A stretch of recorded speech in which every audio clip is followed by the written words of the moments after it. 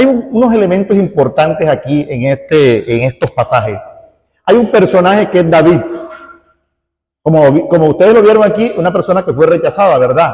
Era el más pequeñito de los hijos de Isaí, ¿verdad? Y cuando iban a ungir un rey que el Señor dijo que era en la casa de Isaí, presentaron al primero, que era Eliab, uno grandotote. O sea, porque la gente piensa que lo que están viendo tus ojos es lo que realmente es la verdad, es la realidad. Y resulta que lo que nosotros vemos con nuestros ojos es diferente a lo que Dios ve. Dios estaba viendo un rey. Yo les hago esta pregunta: ¿cuántas veces de pronto a nuestra casa ha tocado el profeta Samuel y ha preguntado por un rey? Y nosotros no nos creemos que somos unos reyes. O de pronto no creen las mujeres que hay una princesa en esa casa, ¿verdad? Y resulta que si nos han tenido apartados ahí, como tuvieron a David, a David lo tenían como el primer rapi que hubo en aquella época. Era el rapitendero, era el que llevaba las viandas, que llevaba la comida. Ellos eran de Belén, me imagino que traían pan, porque Belén significa Betlehem, la casa del pan. Me imagino que él era el que traía el pan para el ejército. Él era el que transportaba el pan. Bueno, pero ¿qué ocurre aquí? Miren lo que ocurre. David es ungido, pero a pesar de ser ungido, él todavía siente ese síndrome del rechazo. ¿Por qué? No se las cree todavía. Hay personas como nosotros y como muchas personas que han sido ungidos, incluso pastores, predicadores, que aún siendo ungidos, todavía son presos del síndrome del rechazo. Para que nosotros no entendamos realmente quiénes somos y que tenemos nosotros ese linaje real, como el Señor nos dice que somos nación santa, somos real sacerdocio, no vamos a ser liberados de ese espíritu de rechazo. El rechazo, el síndrome del rechazo es un conjunto de signos y síntomas que caracterizan una alteración del estado de salud de una persona. Eso lo define la Real Academia y lo definen las ciencias. Y una enfermedad ya es algo diferente. Es cuando hay una causa conocida, hay un diagnóstico, un pronóstico y un tratamiento, ¿verdad? Son dos cosas diferentes. Nosotros hemos estudiado esto como un síndrome, porque a pesar de que presenta muchas situaciones que originan dificultades en el ser humano, no se puede decir que es una enfermedad, sino que origina varias enfermedades. El síndrome del rechazo origina muchas enfermedades. ¿Qué define la Real Academia como rechazo? Ya no el síndrome, sino el rechazo como tal, que es la no aceptación, la no admisión o resistencia a algo, una acción y efecto de rechazar, forzando a retroceder, oponerse o contradecir. Nosotros hicimos un ejercicio la sesión pasada, trajimos a esta parejita aquí y nosotros le dijimos que hicieran una actitud de rechazo. Ellos hicieron un tipo de rechazo y es que ella lo dramatizó muy bien, donde uno empujó al otro. Eso puede ocurrir en la relación de pareja, donde ese rechazo es de una manera evidente. ¿Qué ocurre en nuestra vida cuando el Señor nos crea a nosotros cuando crea al primer hombre, a Adán? Lo crea como un ser perfecto, con todos los atributos, ¿verdad? O sea, nosotros tenemos la capacidad de amar y recibir amor, pero ahí estamos hablando del hombre en su estado original, antes de la caída, antes de haberse desconectado de esa relación tan importante que tenía con Dios. Dios primero, al hombre, lo planeó. Porque la gente dice, no, es que Dios hizo las cosas, hágase tal cosa, o de pronto lo creó con las manos. Pero antes de todo, primero Dios tuvo que tener una idea de crear al hombre. Y en la Biblia, claro está, ahí está el versículo que dice que Dios primero planeó crear al hombre, ¿verdad? Luego lo creó, que no es lo mismo que lo formó. Primero lo creó ¿dónde? En los lugares celestiales. Y luego lo formó en la tierra. Dice, ¿cómo lo formó al hombre? Lo formó del polvo de la tierra, ¿verdad? Y le dice que le sopló aliento de vida. Bueno, pero ese hombre que Dios creó, y que lo creó perfecto con todas esas condiciones, cuando hubo la caída del hombre, porque el hombre se desconectó, escuchó una voz diferente a la voz de Dios, lo que se le llama pecado, porque escuchó otra voz diferente, porque Dios precisamente había hecho el hombre para tener una comunicación, para tener una intimidad con el hombre, con lo que había creado. Pero el hombre prefirió y escuchó otra voz. Dios creó al hombre como nosotros somos hechos a imagen y semejanza de Dios, como dice Primera de Tesalonicenses 5:23, dice que todo vuestro cuerpo, todo vuestro ser, espíritu, alma y cuerpo sea guardado irreprensiblemente para la venida del Señor. Así como Dios es Padre, Hijo y Espíritu Santo, el hombre también tiene esa triple unidad. El hombre es espíritu, es alma y es cuerpo, ¿verdad? ¿Por qué es interesante ver todas estas partes en que está dividido nuestro ser? Porque el síndrome del rechazo actúa en todas las partes de nuestro ser. Actúan a nivel del espíritu, es una enfermedad espiritual, actúa a nivel del alma, y por consiguiente, cuando estamos enfermos del espíritu, del alma, se van a ver reflejadas esas anomalías en nuestro cuerpo, y de ahí vienen muchas enfermedades. Por ahí hay unas estadísticas bastante altas donde se dice que la mayoría de las enfermedades son psicosomáticas, es decir, nosotros somatizamos todos estos trastornos, todas estas situaciones como el síndrome del rechazo, se vienen a convertir en unas enfermedades, y a veces nosotros no entendemos de dónde vienen algunas enfermedades, de dónde vienen muchas migrañas, de dónde vienen muchas situaciones, y resulta que tienen su origen en algo como el rechazo. El rechazo es algo que todos nosotros hemos experimentado en algún momento de nuestra vida. Nadie puede decir que no ha sido rechazado en algún momento. Si de pronto nos rechazaron, incluso desde antes de nacer.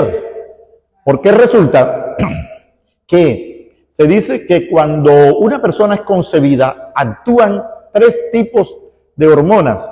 Una hormona que se llama cortisol, una hormona que se llama serotonina y otra hormona que se llama endorfina.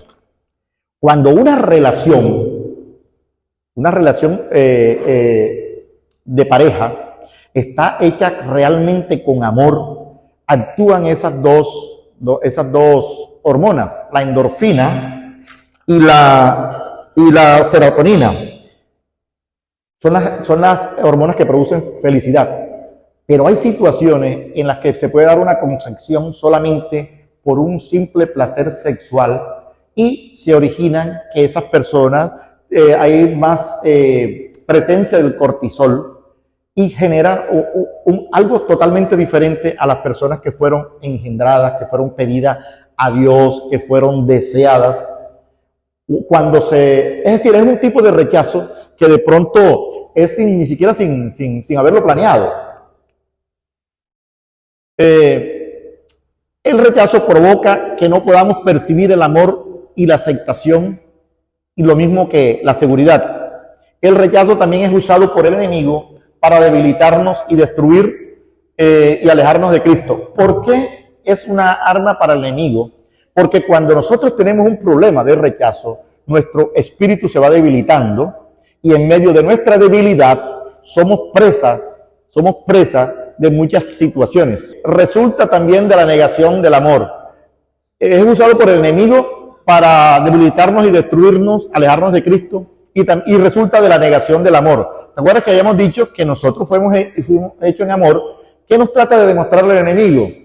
Que no merecemos el amor, y nos aleja del amor. En sí sabemos todos nosotros que Dios es amor. Y por último dice que desequilibra nuestra identidad. El problema del rechazo, hay algo que ataca fuertemente, y es lo que más ataca, y es nuestra identidad. Porque cuando una persona es rechazada, empieza a perder su identidad, y entonces ya la identidad no va a estar en lo que nosotros, cuando ya conocemos de Cristo, sabemos que nosotros actuamos porque hay un Dios que nos mira a uno de otra manera, que nos mira a nosotros como algo precioso. Pero cuando una persona tiene que buscar la aceptación de las otras personas, ahí comienza a tener ese desequilibrio. ¿Por qué? Porque comienza a perder su identidad. Y una de las cosas que vamos a ver más adelante y que me gustaría, bueno, ahora mi esposa lo va a tratar de una manera mejor explicada, que contiene la parte espiritual, el alma y el cuerpo, con relación a algo que más adelante vamos a ver por qué se nos afecta nuestra vida en cada una de las áreas, porque cada una de estas áreas tiene unos elementos importantes y tiene algunas manifestaciones también. Quiero retomar lo que dejamos la semana pasada, que tenía que ver con mi testimonio personal.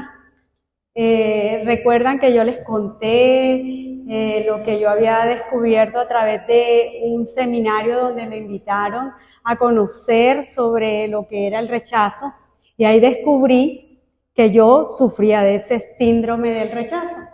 Bueno, entonces, la palabra dice que lo que nosotros recibimos por gracia debemos compartirlo. Entonces, yo he querido hacer un pequeño resumen del material que en ese momento yo estudié, porque fue de gran impacto y de gran importancia para mi sanidad personal. Y sé que ayudaría a todas las personas que de una u otra forma hayan tenido este síndrome o que puedan estar padeciéndolo alguno de sus hijos, porque no es solamente prepararnos nosotros, sino que esto lo podamos llevar a nuestras casas y poder ayudar a nuestros hijos en los problemas que puedan tener en su crecimiento y en su desarrollo. Este síndrome siempre, como decía Jimmy, cuando hablaba de esto, es algo que es una situación que se te presenta en la vida y que muchas veces uno no lo sabe, que fue mi caso personal. O sea, yo vivía feliz y yo pensé que no tenía nada de eso. Cuando empecé a descubrir todas estas cosas, esto abrió mi mente de una manera diferente, porque creo que no nos tomamos mucho el trabajo de conocer qué fue lo que hizo Dios con nosotros y cómo Él se tomó el trabajo, el cuidado para podernos formar. Para mí fue muy interesante lo del origen del rechazo. Esos 3 versículos son muy interesantes. Génesis 1:26 dice: y dijo Dios, hagamos al hombre a nuestra imagen, a imagen de Dios lo creó, lo planeó, o sea, de eso habla la planeación. En el 27 ya dice: y creó Dios al hombre a su imagen y semejanza. Y en Génesis 2:7 dice: y tomó de la tierra y lo formó. Entonces fíjense que Él no dijo no. Él podía tronar los dedos y ya el hombre estaba hecho, ¿o no? Pero Él vio que era necesario tener muy claro lo que iba a hacer con nosotros.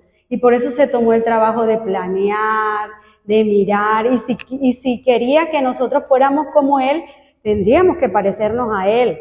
Tendríamos que tener como Él esas 3 dimensiones, y por eso viene esta parte, que es el espíritu, el alma y cuerpo. Como decía Jimmy, así como Dios es Padre, Dios es Hijo y Dios es Espíritu Santo, Él también nos forma a nosotros de la misma manera, con 3 dimensiones especiales que son el espíritu, el alma y el cuerpo. Bueno, vamos a hablar un poco de las dimensiones del ser, que son estas 3 que mencionamos. Empezaré por este versículo que me llamó mucho la atención y que creo que es muy diciente para nuestra vida. Dice: porque 3 son los que dan testimonio en el cielo: el Padre, el Verbo y el Espíritu. Y estos 3 son uno solo. Eso mismo somos nosotros. Nosotros somos espíritu, alma y cuerpo, pero somos una sola persona.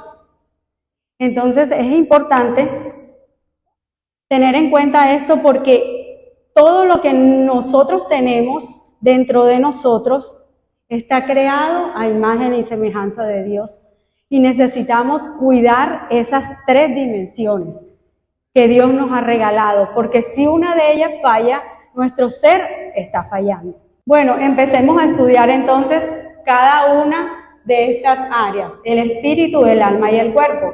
El espíritu es el que nos permite tener contacto con Dios, poder comunicarnos con Él, poder tener una relación personal con Dios. El alma nos va a permitir relacionarnos con las demás personas. Y el cuerpo nos va a permitir relacionarnos con el medio ambiente, nos va a permitir relacionarnos con nuestro entorno. Hablemos un poco del espíritu. En el espíritu aparecen tres dimensiones. En el espíritu aparecen tres partes importantes. Está la intuición, está la conciencia y la comunión. Esto, como está en el espíritu, es lo que nos va a permitir comunicarnos con Dios. Entonces, ¿qué hace la intuición? La intuición dice que es lo que nos permite percibir las manifestaciones de Dios a través del Espíritu Santo.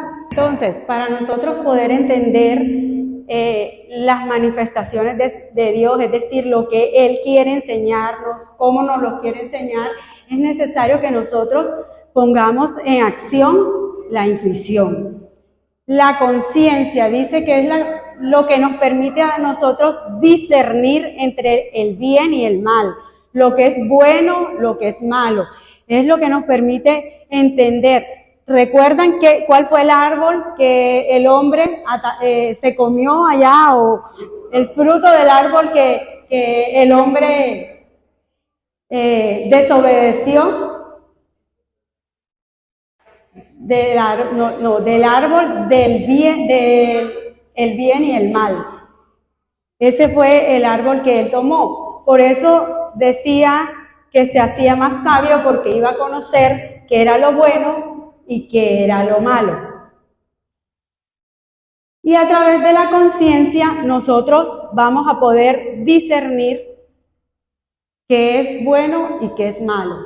¿Qué es la comunión? Es lo que nos lleva a buscar una intimidad con Dios. Si Él nos creó, Él nos conoce.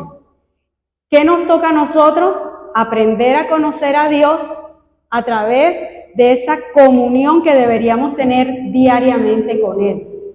Entonces, estas tres partes, no sé si se han dado cuenta que tenemos tres dimensiones, y esa dimensión tiene tres partes también. Entonces, si todo me es lícito, nosotros tenemos, bueno, Dios nos hizo libres, porque cuando nos da el libre albedrío, nosotros tenemos la posibilidad de elegir qué queremos hacer. Si queremos el bien, si queremos el mal, a dónde queremos ir, a dónde no queremos ir. Por eso todo me es lícito, pero ya está en nosotros decidir qué es lo que me conviene y qué es lo que no me conviene. Entonces, fíjense que en este pasaje Job nos invita a que volvamos en amistad con el Señor, porque realmente cuando nosotros tenemos una muy buena comunicación con el Señor, nuestra vida se hace un poco más fácil. En la vida tendremos aflicciones, pero confiad. ¿Por qué? Porque Él ya venció. Entonces, la mejor manera para nosotros poder vivir es esa comunión que necesitamos desarrollar con Dios, es volver a tener esa intimidad. Y bueno, personalmente, teniendo en cuenta lo del testimonio, esto me permitió a mí conocer un poco más de Dios. Yo empecé a decir, bueno, yo tenía 15 años, les contaba cuando sucedió eso. Yo decía, bueno, esto suena interesante, me parece bueno que yo pueda desarrollar esta comunión con el Señor, porque de alguna manera eso me va a ayudar a crecer, me va a ayudar a conocer muchas cosas. Y no sé, los que han leído la Biblia se pueden dar cuenta que uno encuentra de todo ahí. Y la Biblia es atemporal. Lo que vivieron esas personas en ese tiempo nos sirven hoy a nosotros en este tiempo. Entonces, uno estar compenetrado con Dios resulta de mucho valor para nuestra vida y para las situaciones que podamos enfrentar. Bueno, veamos el alma. El alma también tiene tres partes importantes. Está la mente, las emociones y la voluntad. La mente es la que nos permite pensar. Y fíjate, la Biblia nos exhorta a que tratemos de usarla bien, de que nuestros pensamientos siempre estén dirigidos a cosas buenas, a cosas sanas, a cosas que nos hagan crecer, que nos ayuden. Y digamos que si nosotros hacemos así como un análisis muy rápido, la mente y la intuición tienen mucho parecido, ¿no les parece? Una nos permite percibir las manifestaciones de Dios y la mente nos permite pensar. Son como acciones, ¿no? Las emociones, pues son esos sentimientos que afloran de acuerdo a lo que la mente nos dice, a los pensamientos que tenemos. Entonces, de acuerdo a esos pensamientos que tenemos, a esas cosas que nos suceden, surgen sentimientos que son las famosas emociones. Entonces, las emociones son muy importantes en nuestra vida. En la manera como nosotros podamos reaccionar a las cosas que nos suceden, así también veremos resultados buenos o resultados malos. Entonces, las emociones y la conciencia creo que se parecen también. ¿Por qué? Porque en la conciencia decidimos qué es lo bueno y qué es lo malo. Aquí en las emociones también decidimos cómo debemos reaccionar ante las situaciones que vivimos. La voluntad dice que es el que nos permite tomar decisiones. ¿Qué quiere decir esto? Que en la medida en que nosotros llegan nuestros pensamientos, reaccionamos a algo, entonces podemos tomar decisiones de qué es lo que vamos a hacer. Y eso es lo que tiene que ver con la manera como nosotros podemos comunicarnos unos con otros, cómo podemos tener una relación de amistad, de pareja, de compañerismo, cómo podemos estar en un lugar y poder compartir cosas. Esto es lo que nos permite, pues, que nuestra alma funcione perfectamente y también tiene 3 elementos. Sigamos con el cuerpo. El cuerpo también tiene 3 elementos. Está la anatomía, está la morfología y la fisiología. La anatomía es cómo está formado nuestro cuerpo. ¿Qué células tenemos? ¿Qué tejidos? ¿Cuáles son nuestros aparatos? Los aparatos reproductores, el aparato respiratorio, bueno, todo lo que tiene que ver con la formación del cuerpo. La morfología se refiere al aspecto físico, el que nosotros mostramos a todos. Y la fisiología tiene que ver con los órganos y los sentidos. Entonces, si nosotros hacemos un análisis general ya, si el espíritu no funciona, podemos vivir por las emociones, pero no nos garantiza que tengamos un equilibrio en nuestra vida. Entonces, si el alma es la que está mal, entonces habrá una parte de nosotros, que es la parte emocional, la que va a estar afectada y que va a traernos problemas y dificultades. Y si es el cuerpo, indiscutiblemente, que nos lo diga César, que si el cuerpo está mal, también estamos desequilibrados. Pero hay algo muy importante, y es quién domina nuestra vida. ¿El espíritu, el alma o el cuerpo? Volvemos al rechazo.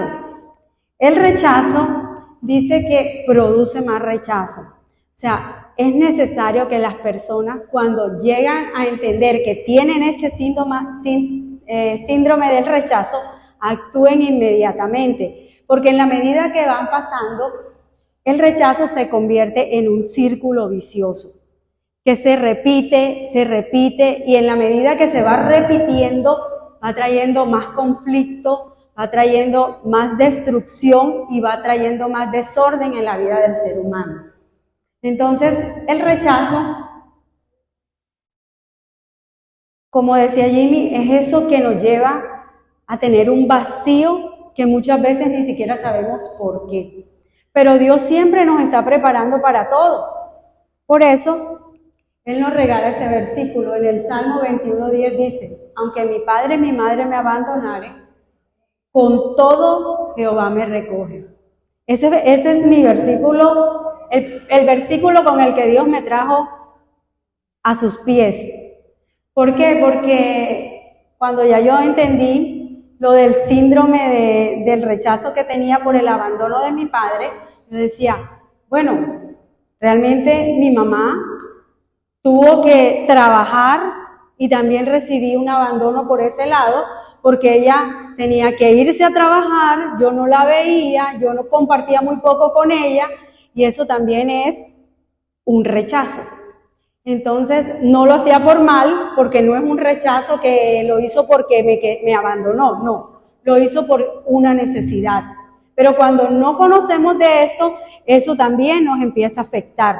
Y entonces ya yo no tenía el cuidado de mi mamá tampoco, sino que me cuidaba mi abuelita. Entonces yo empecé a pegarme a mi abuelita y empecé a alejarme un poco de mi mamá, y la relación con mi mamá se vio afectada. No lo habíamos visto como algo grave, sino como una situación normal que puede vivir una madre que en ese momento es una madre soltera. Pero resulta que yo aprendí ese versículo y yo dije, oh, qué interesante saber que pase lo que pase, Él nunca, dice, nunca nos va a dejar. Entonces, esto es un versículo que nosotros no debemos olvidar nunca. Y esto empieza a crear en nosotros identidad. ¿Por qué? Porque si a mí no me quiere Jimmy, problema de él que no me quiera. Pero mientras Dios me quiera a mí, vamos para adelante. Una de las cosas que más nos ayudó a nosotros como pareja fue haber conocido de Cristo siendo novios. Porque esto nos ayudó a corregir un montón de cosas que yo sé que por las ayudas que hemos hecho a otras parejas, les ha afectado muchísimo el no haber conocido de Cristo, sino mucho después. Y bueno, para nosotros fue eso una bendición y le doy gracias a Dios todos los días, porque definitivamente conocerlo a temprana edad fue una gran bendición. Cuando la persona es rechazada, empieza a tener baja autoestima, empieza a perder el amor propio, empieza a sentirse como inferior, como inseguro, como con muchos miedos. Entonces esto va bajando su autoestima. Entonces le da miedo, como les contaba yo, a mí me daba miedo hacer exposiciones. Para mí cada vez que había una exposición en el colegio, eso, yo sudaba, mejor dicho, de aquí hasta los pies. Era una cosa terrible. Siempre me reunía con las compañeras que mejor, yo estudié en colegio de monjas, entonces eran puras mujeres. Yo me reunía con el grupo de las que más sabían, para que me fuera bien, claro. Pero cuando me tocaba exponer, yo no lo hacía. Las dejaba a ellas, las apoyaba, hacía carteleras, hacía todo lo que me tocara, pero yo no me podía parar allá al frente a hablar porque me quedaba bloqueada. Los profesores que sabían que me pasaba eso, me obligaban a estar allá al frente, y eso era más frustrante todavía para mí, porque yo me sentía, mejor dicho, yo hacía lo que hacía, pero yo terminaba con un sentimiento así de nervios, que yo temblaba, que yo, mejor dicho, era una cosa muy... Pero Dios también tiene palabra para esto, y está en Juan 3:16, dice, porque de tal manera amó Dios al mundo, que ha dado a su Hijo unigénito, para que todo aquel que en Él crea no se pierda, mas tenga vida eterna. Es decir, que nosotros podemos combatir esa baja autoestima teniendo claro este pasaje, porque es tan grande el amor de Dios. O sea, ¿quiénes tienen hijos aquí? ¿Ustedes serían capaces de entregar un hijo por salvar al resto de la familia? Como difícil, ¿no? Yo creo que no, yo no lo haría, creo que no. Pero fíjate, Él aún por darnos a nosotros una segunda oportunidad, lo hizo. Y por eso estamos aquí, conociendo de Él y buscándole. Y seguimos. Cuando la baja autoestima empieza a crecer, empiezan a llegar los complejos de inferioridad. Y empiezo a sentirme ya mal por las situaciones. No, es que yo no voy a ir a esa fiesta porque no tengo ropa, porque no, o sea, empiezan a inventarte un montón de cosas que realmente no son. Pero como tu autoestima te ha llevado ya a tener complejos de inferioridad, tú no quieres compartir con la gente. Tú ya quieres estar más solo, quieres solucionar las cosas solas. para complemento, yo soy única hija. Así que ni hermanos con quien compartir ni con quien pelear. Me tocaba solita. Y yo sí recuerdo de mi adolescencia que me encantaba la música romántica y lloraba con la música romántica. Camilo Sesto me encantaba y eso ponía las canciones y mejor dicho, hoy en día entiendo que eso hacía parte de esto. Empezaba ya a sentirme mal y empezaba a buscar sitios de soledad, cosas que me hicieran llorar porque eso me parecía increíble, una locura, pero así era. Y Dios también tiene palabras para esta parte. Romanos 8:1 dice, ahora pues ninguna condenación hay para los que están en Cristo Jesús, los que no andan conforme a la carne, sino conforme al Espíritu. ¿Por qué? Porque volvemos nuevamente a entender, si me estoy viendo así, ¿a dónde debo acudir? Ya tengo dónde acudir, ya tengo a quién preguntarle, Señor, ¿por qué me está pasando esto? ¿Por qué estoy sintiendo esto? Muéstrame en tu palabra cuál es el camino para poder conseguir una solución para mi problema. Cuando se nos presentan situaciones delicadas, ya sabemos nosotros que de rodillas las podemos solucionar. Sabemos que cuando, bueno, Eli tiene todas, mejor dicho, el testimonio completo que nos tienen que dar de cómo llega uno a la situación de crisis y uno llega mal, quebrado. Lleva a uno con deseos de salir corriendo, de gritar, de llorar. Uno no sabe ni qué sentimiento expresar en ese momento. Pero cuando uno está así, se acuerda quién te formó, quién te creó y quién te dio aliento de vida. Y entonces es cuando tú dices, bueno, lo mejor que podemos hacer es ir a su presencia. Y aquí le agradezco mucho a mi mamá, a mi abuelita y a mi tía, que siempre me ayudaron, son las mujeres que, mejor dicho, me ayudaron en mi crecimiento, porque a través de ella encontré una herramienta maravillosa para mis tiempos de crisis. Ya dejé de escuchar a Camilo Sesto, dejé de escuchar a Rocío Dúrcal, a todas esas canciones tristes para el alma, y empecé a escuchar alabanzas.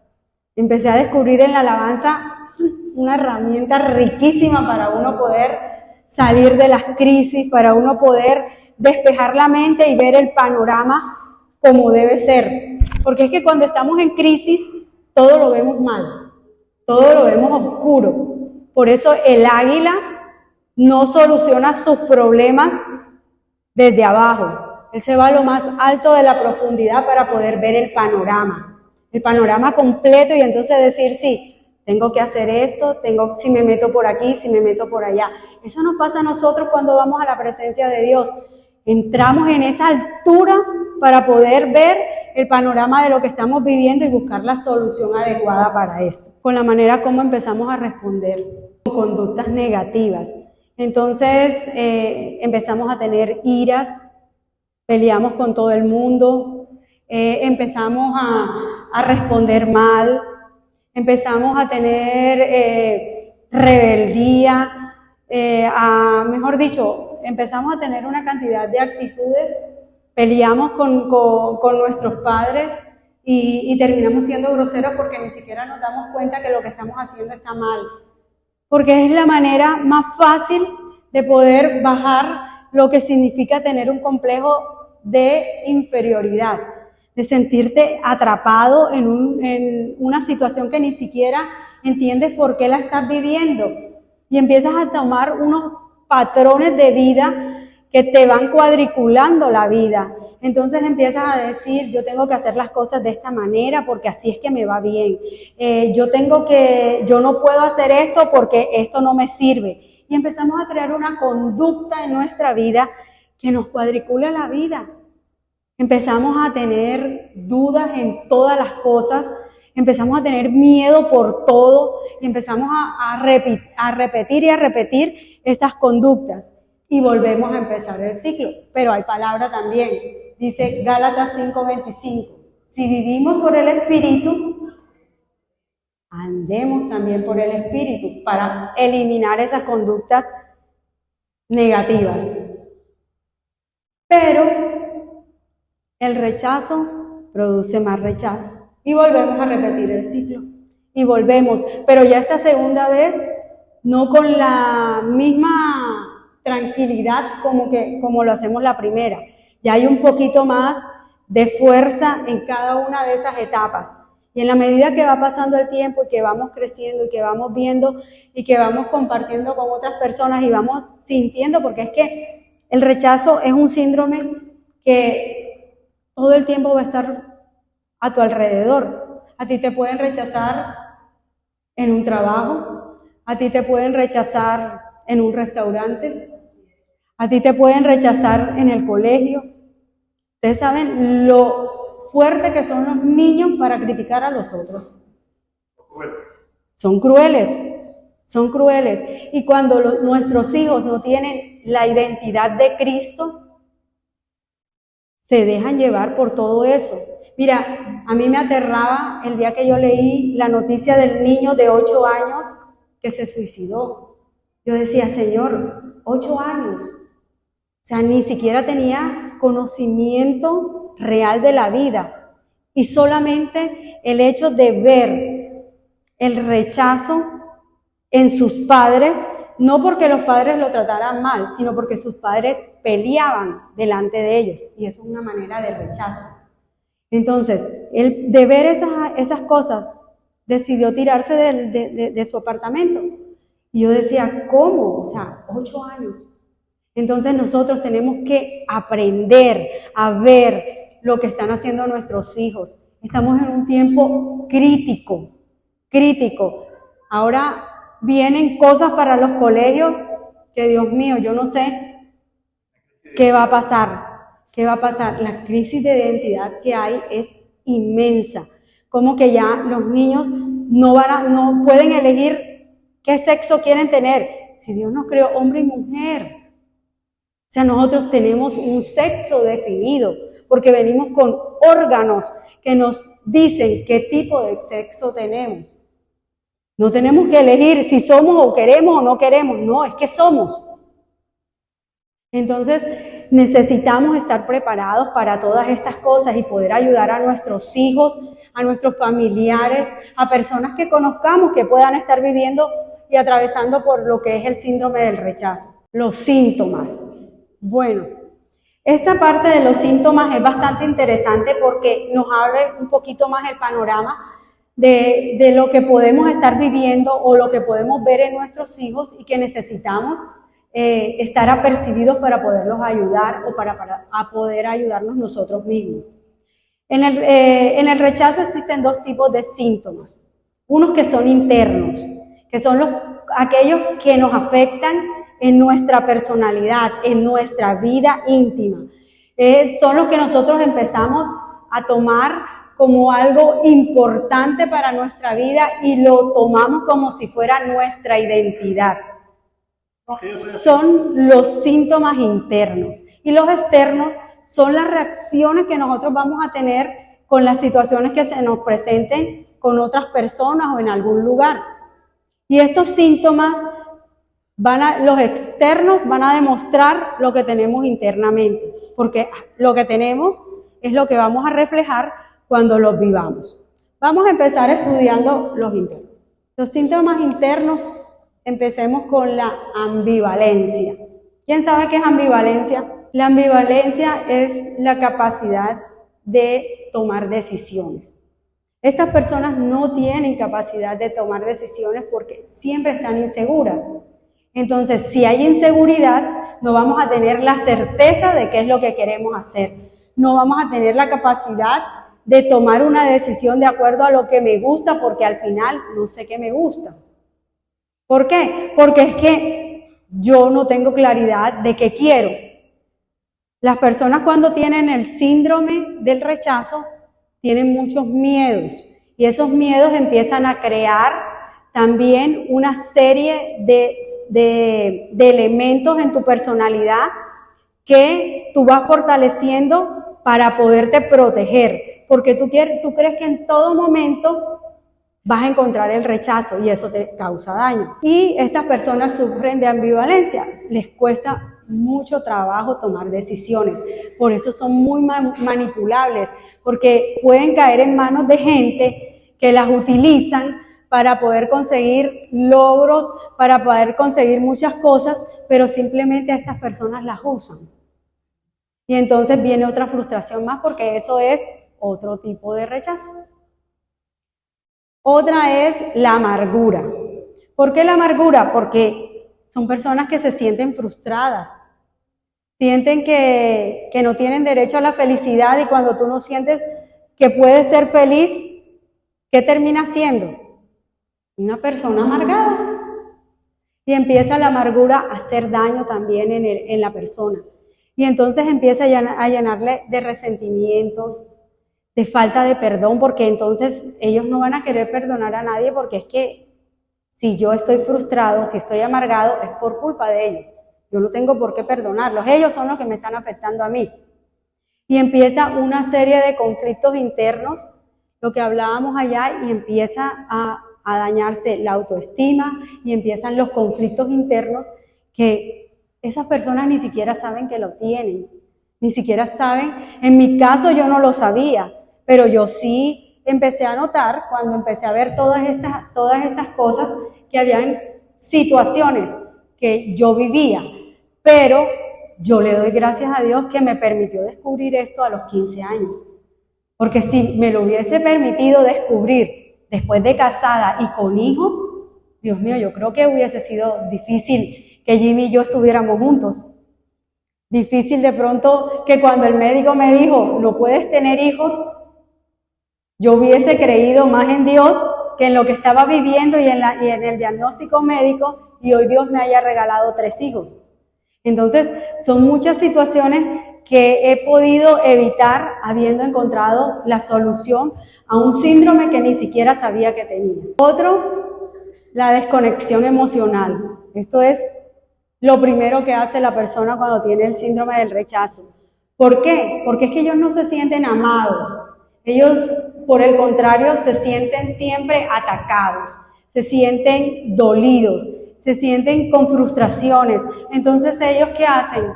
No más emociones. Para mí las emociones no existen. Todo gira en una línea recta. No hay emociones para nada. Entonces ellos se desconectan de todo eso y así consiguen la paz según ellos, pero realmente no, simplemente se están hundiendo más. ¿Qué pasa con esto? Que si tú eliminas tus emociones, ¿cómo puedes encontrar a Dios? ¿Cómo puedes relacionarte con Dios si tú no crees en el amor? Y Dios es el amor. Entonces empieza un conflicto adicional, porque si alguien les habla de Dios, ¿cuál? Dios. Si yo vivo esto, yo vivo aquello, y empiezan a pelear con Dios. Y es un conflicto adicional. El temor. Esto es clave para ellos porque siempre tienen miedo. Si voy a salir, tengo miedo porque ¿con quién me puedo encontrar? Si voy a una fiesta, ¿cómo voy a hacer en esa fiesta si no conozco a nadie? Y si conozco a alguien, ¿qué van a decir? ¿Qué ropa llevo? ¿Y si voy mal vestido? ¿Y si llevo unos zapatos que no son adecuados? O sea, empiezan a hacer una lógica de todo. El que es libre en Cristo, yo voy para allá, y si a la gente no le gusta lo que llevo puesto, qué pena por ellos, pero yo estoy cómoda. ¿O no? Claro, que nosotros también somos conscientes de cómo debemos ir a ciertos lugares, ¿verdad? Pero es que ellos siempre se van a sentir desubicados, siempre. Y todas esas cosas van a traer mucho temor, porque es que no tienen seguridad. Y si no hay seguridad, si no hay una compenetración con Dios, o sea, ¿cómo van ellos a vencer el temor? Dice la palabra que el temor pone lazo. Y que ¿qué echa fuera el temor? Solamente el amor. Y ellos se desconectaron de las emociones. Culpabilidad. Eso es como su diario vivir. Se sienten culpables por todo. O sea, me siento culpable porque mi papá se fue, es que él quería un niño y yo nací niña, entonces por eso me abandonó. Yo tengo la culpa porque fui niña y no niño. Sienten culpa por lo que piensan, por lo que hacen. Si la situación del rechazo fue por una agresión, fue por algo más fuerte, pues peor todavía. Peor todavía porque entonces empiezan a decir, ah, no, es que yo tenía puesto esto, o es que yo llamé la atención en esto. O sea, son muchas cosas, pero ellos siempre se sienten culpables. La incapacidad de aceptar amor. Esta parte sí la viví yo, o sea, para mí era extraño que Gibi dijera, ay, yo te amo, y no sé qué, y yo decía, ay, ¿por qué? ¿Por qué me ama? Sí. Apenas nos estamos conociendo. La incapacidad de confiar. Si ellos han pasado por todo esto, confiar es menos. Menos. Sí, puede ser, sí, claro. Las mujeres celosas, los celos vienen de aquí porque no tenemos confianza en la persona que está con nosotros. Los celos, cuando llegas a un lugar, por ejemplo, las personas que tienen el síndrome generalmente, y lo tienen avanzado, porque aquí también estamos hablando de que el síndrome aquí ya está en su máxima expresión, porque no todas estas cosas las viven las personas. O sea, yo en mi caso sufrí de la aceptación, culpa, nunca sentí culpa, temores, sí tenía muchos temores, amargura no. La subjetividad es la toma de decisiones, ¿no? La subjetividad. Entonces, también pues, o sea, las personas no tienen la capacidad como de pensar porque están bloqueadas. Hay un bloqueo total. Entonces, digamos que de estas cosas, no todas las viví, pero sí las que alcancé a vivir me afectaron fuertemente.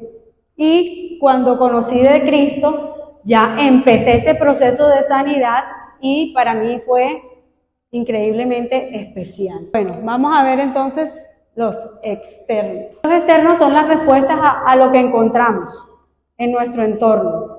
Entonces, la rebeldía.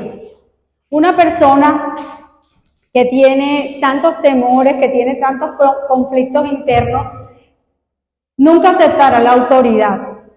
Para él eso es un conflicto gravísimo, la autoridad, y su respuesta es la rebeldía. O sea, si tú le das una orden, ¿y yo por qué tengo que hacer eso? ¿Y por qué? Si a mí no me parece. Y siempre entran en conflicto. O sea, las personas cuando tienen este síndrome siempre están en conflicto. Todo lo piensan y a todo le buscan el lado negativo. Nunca ven lo bueno de la situación, sino que siempre buscan el puntico negro. Bueno, ¿y tú por qué me vas a dar amor si apenas me estás conociendo? ¿Y eso por qué? O sea, eso es real. Que tú le vas a ofrecer te quieres hacer amiga de una persona porque quieres ayudarle. ¿Y qué quiere de mí? ¿Por qué me quiere ayudar? Siempre están pensando en el por qué. O sea, no es que quieran ser tu amigo, no, es que quieren algo de mí. La otra es el exceso en el trabajo y las actividades. En medio de todo su proceso, ellos siempre quieren ser aceptados. Entonces, siempre están buscando la manera de cómo lograrlo. Entonces empiezan a hacer trabajos excesivos porque creen que a través de los logros y de lo que muestran, ellos pueden alcanzar tener una muy buena relación con otras personas. Está la envidia. Pues ellos envidiarán siempre que otras personas puedan lograr ser felices y ellos no. Que otras personas puedan ser libres y ellos siempre se sienten atacados y atados. Entonces, la envidia es algo innato en ellos y siempre van a estar mirando, van a ser muy sarcásticos siempre. Entonces, siempre que algo les parece así como que le causa envidia, entonces siempre lanzan expresiones sarcásticas como para criticar lo que la otra persona está viviendo. Eso es también algo inevitable para ellos. Los vicios desde todo punto de vista, porque es como la manera de escapar. Son presa muy fácil para caer en estos vicios porque son muy manipulables. Además, que si se toman el trabajo de probar alguno de estos vicios, caen fácilmente porque los va a desinhibir de su situación. Entonces pueden entrar en la drogadicción, en el alcoholismo, pero no solamente en estos, sino también en vicios como los juegos de azar, como las rifas, todas estas cosas, todos los juegos. Ahora hay que tener mucho cuidado con los chicos, porque los juegos que están jugando en internet son juegos adictivos y todos ellos tienen una gran carga de violencia, una gran carga de superación a través de la violencia, de desafíos. Miren lo que sucedió en Bogotá con la chica que le pusieron un reto, porque esa es la otra. Hay retos y tienen que cumplir esos retos para poder entrar en el grupo. Y la niña, por tratar de cumplir ese reto, se murió, porque le tocó tomar algo y eso se intoxicó, yo no sé, bueno, fue un caso fuerte con eso. Entonces, esto es muy delicado para las personas y tenemos que estar muy cuidadosos con nuestros hijos con relación a estas situaciones.